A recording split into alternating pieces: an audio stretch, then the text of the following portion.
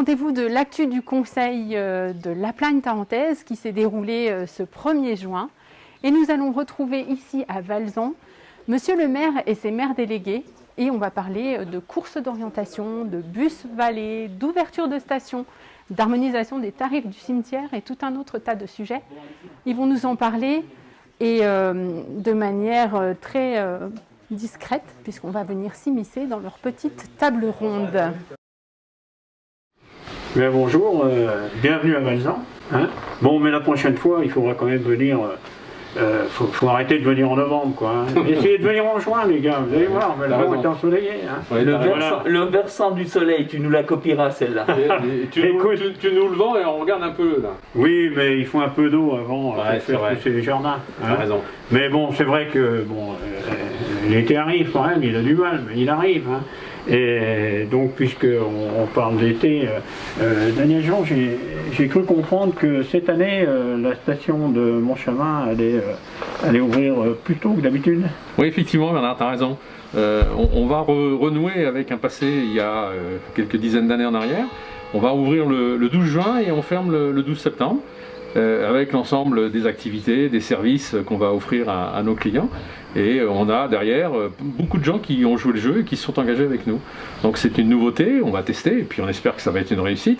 En tout cas, moi j'ai des prémices sur des réservations qui commencent à se faire et ça semble bon signe. Et surtout, il y a beaucoup de propriétaires qui sont en train de s'organiser pour venir.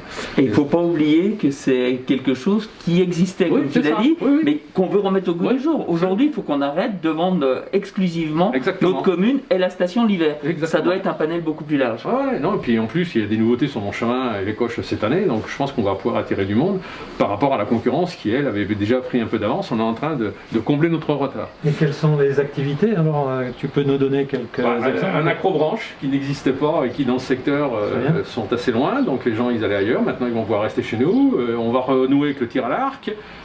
On va avoir des trottinettes électriques comme on a eu cet hiver, ça a marché d'une manière exceptionnelle et de nouveau cet été on aura des trottinettes électriques.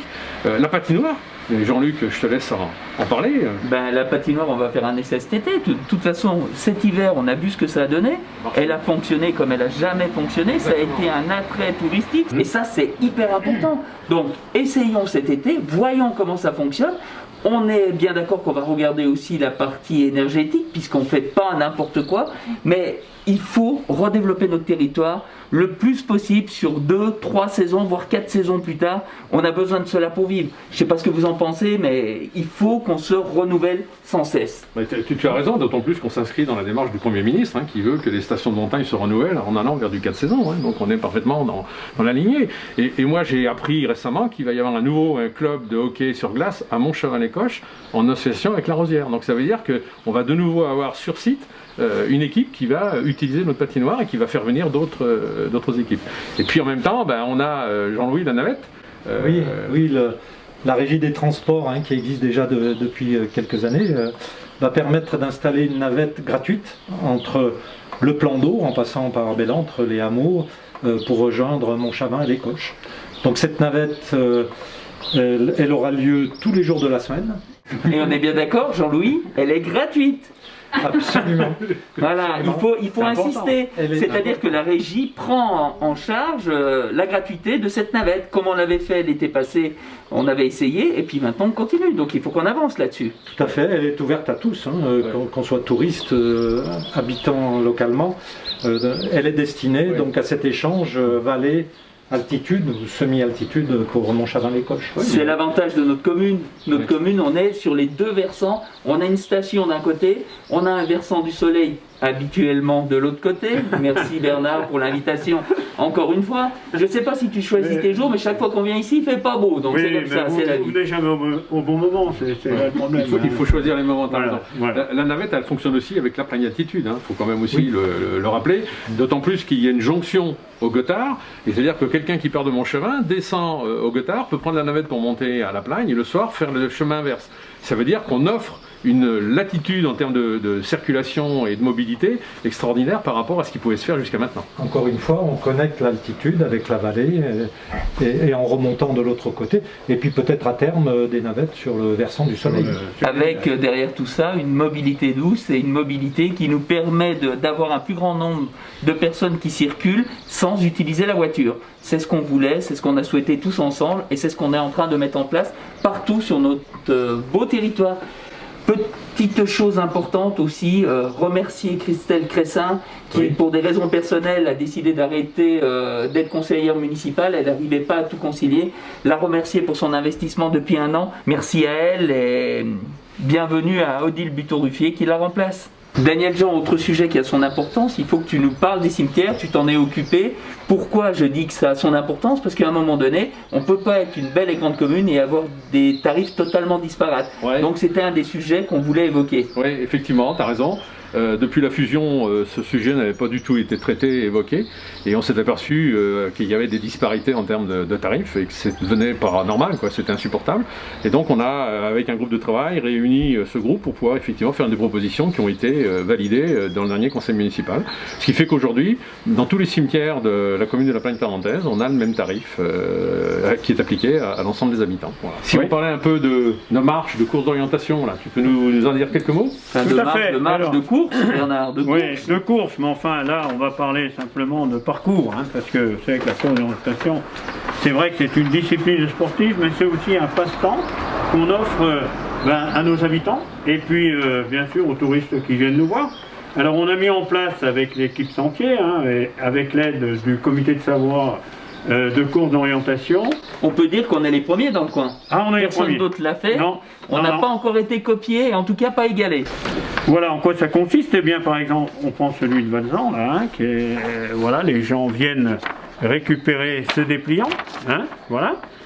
Hop, au recto, il y a la carte, la carte avec, sur cette carte, eh bien, on trouve des points qu'on va relier dans l'ordre qui est indiqué, en marge de la carte.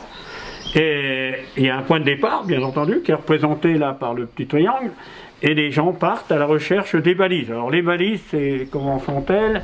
Eh bien, c'est des petites, voilà, des petits ronds en aluminium brossé, qu'on a fixés sur des murs ou des poteaux, de manière à pas défigurer le bâtiment. Ah, j'en ai vu plusieurs, c'est ce qu'on disait tous les trois la dernière fois. Pourquoi on a ces balises? Oui, voilà. Alors évidemment, il y a un numéro, et le jeu consiste à prendre en photo la balise qu'on a trouvée. Et alors une fois qu'on a réussi son parcours, on a trouvé toutes les balises, et bien ici à Valzan, on s'est mis d'accord avec l'auberge. Les gens arrivent à l'auberge avec leurs photos, avec la preuve qu'ils ont bien trouver toutes leurs balises. Voilà, on peut souligner que donc à Valzan, c'est l'auberge qui s'occupe de cette partie d'organisation. Et sur la Côte d'Em, c'est le syndicat d'initiative qui intervient. Tout à fait. Où on peut trouver les brochures et où, bien sûr, quand on a terminé le parcours, on peut venir et puis profiter d'une petite récompense. Voilà. Alors j'adore, Monsieur le Président, quand tu prends ta double casquette de maire délégué et de président du SI. Puisque là, on a bien vu, tu as fait de la publicité en direct au sein de la Plagne-Tarentaise. Bravo, Monsieur le Président. Bravo, oui, tu as raison de le souligner. Ici à Valzan, les dépliants sont disponibles dans un présentoir qui se trouve sur le parking du centre, où là on a regroupé tous les dépliants de promenade, etc. On peut signaler que de plus ces parcours sont de niveaux différents en termes de difficultés techniques, en termes de longueur, et certains parcours sont liés par exemple au patrimoine, avec un déplacement vers les chapelles ou monuments historiques. Merci Jean-Louis. Et simplement vous rappeler, messieurs les maires délégués de Valzan et de la Côte d'Em, que depuis qu'on a fusionné Bellante-Mâcon, la Côte d'Em et Valzan, nous on a récupéré le soleil. Vous l'avez peut-être un petit peu perdu.